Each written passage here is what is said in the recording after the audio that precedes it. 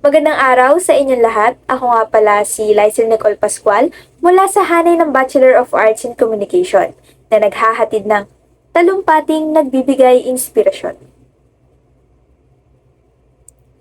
Kayamanan. Kapag ba narinig natin ang salitang kayamanan, ay masama agad ang patutunguhan? Paano kung sabihin kong ito ay kakaibang kayamanan na nakagisnan natin? Kayamanan na isang salita na nagbibigay inspirasyon sa akin upang magpatuloy sa agos ng buhay. Kayamanan na kinapapalooban ng pananampalataya, pag-ibig at pag-asa. Sa mga nawawalan na ng pag-asa, gusto kong ibahagi kung paano nga ba nananatiling may liwanag ang aking buhay sa kabila ng dilim na hindi nawawala. Ano nga ba ang kayamanan na tinutukoy ko? Pananampalataya, isa sa kayamanan na itinuturing ko. Mula nang makita ko ang tamang daan, naramdaman kong ako'y may patutunguhan. Nagbigay liwanag sa madilim na daan na aking tinatahak. Katotohanan sa kabila ng maraming kasinungalingan.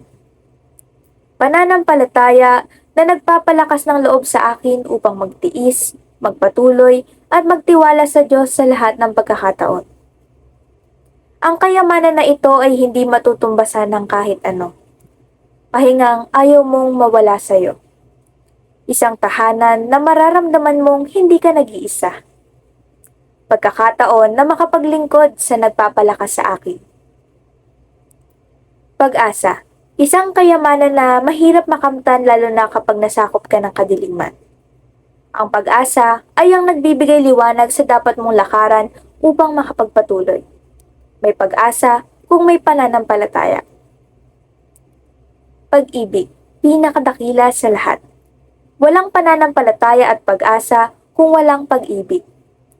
Kapag ginawa mo ang lahat ng bagay sa pag-ibig, tiyak na maaabot mo ang kapayapaan at kapahingahan. Masasabi ko lang na gaya ng nasusulat sa Biblia sa 1 Corinto 13:13, nananatili ang tatlong ito, pananampalataya, pag-asa, at ang pag-ibig. Kung wala ang tatlong ito, marahil nakuha na ako ng kadiliman ng tuluyan. Kaya masasabi kong, hanapin mo ang kayamanan.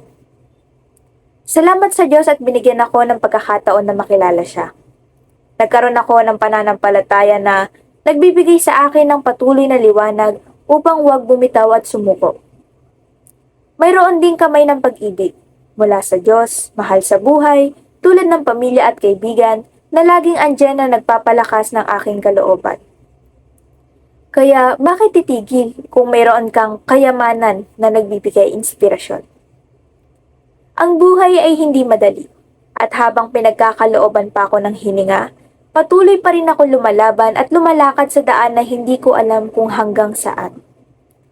Patuloy lang tayo. Gawin natin lahat ng makakaya natin. Mamuhay ng walang pagsisisi. Madapa man, ay makakatayo pa rin. Gaya ng sabi ng aming mga ngaral, kapag sinimulan mo, mas magandang tapusin mo. Ang daan na tinatahak natin ngayon, patuloy nating tahakin. Malayo na, bakit susuko pa? Nakakapagod, pero bakit hindi mo na magpahinga? Mas maigi na magpahinga muna kaysa sumuko. Lagi nating naririnig, malayo pa pero malayo na. Hindi ba mas masarap pakinggan yung malayo na? Malayo ka na nga eh. Bakit aatras ka pa?